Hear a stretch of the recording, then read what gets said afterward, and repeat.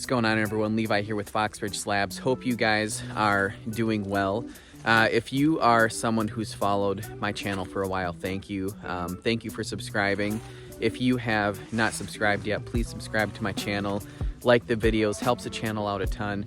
But if you've been watching for a while, you've noticed that I don't do a ton of big logs. All of my logs are in the small to medium diameter range.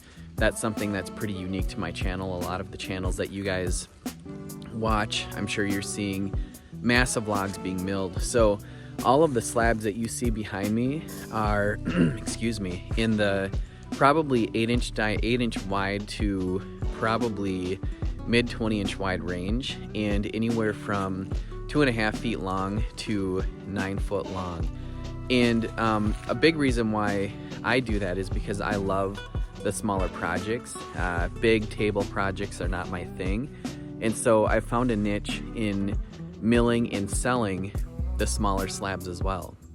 It's something that I enjoy doing.